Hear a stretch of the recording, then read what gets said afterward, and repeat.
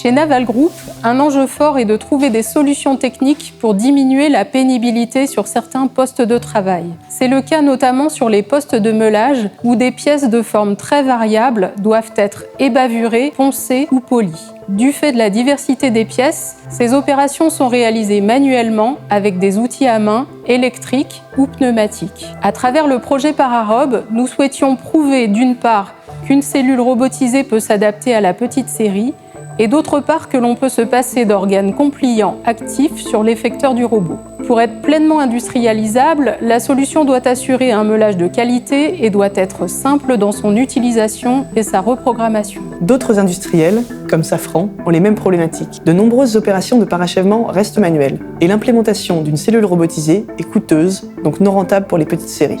Des solutions de contrôle en effort existent, mais elles ne sont pas suffisamment performantes pour ce type d'opération. Nous avons proposé des stratégies de commande robotique plus performantes afin de répondre aux enjeux du parachèvement.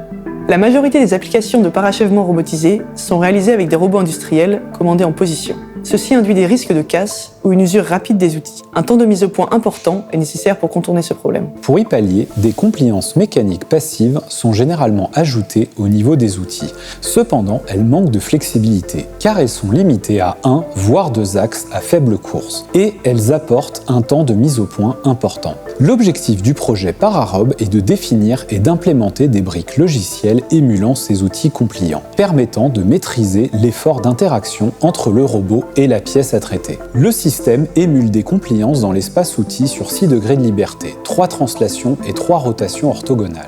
Ces compliances sont sélectionnables via une interface de programmation et elles offrent chacune un comportement programmable.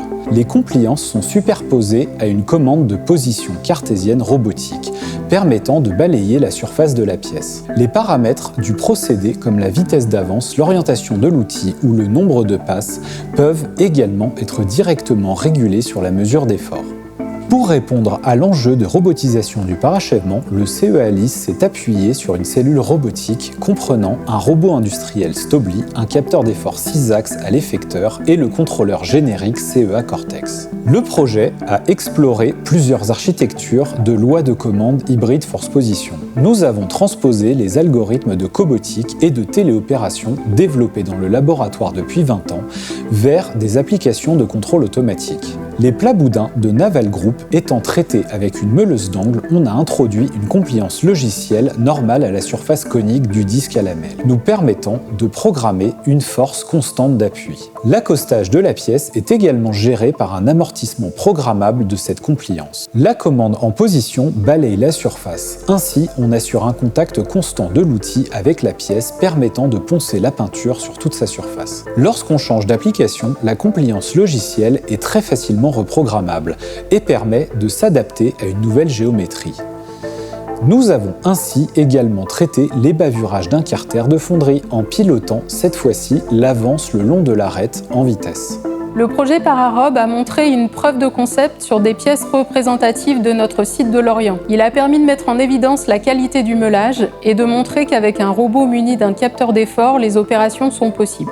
Nous avons abouti à une spécification fonctionnelle précisant les niveaux de performance requis et permettant de définir un contrôleur générique, utilisable sur d'autres cas d'usage. Les modes de commande développés dans Pararob visent à être transférés vers un fabricant de robots, moyennant l'industrialisation du contrôleur. Le CEA poursuit les travaux en implémentant le contrôleur avec un accès au pilotage moteur d'un robot industriel à des fins d'optimisation en performance.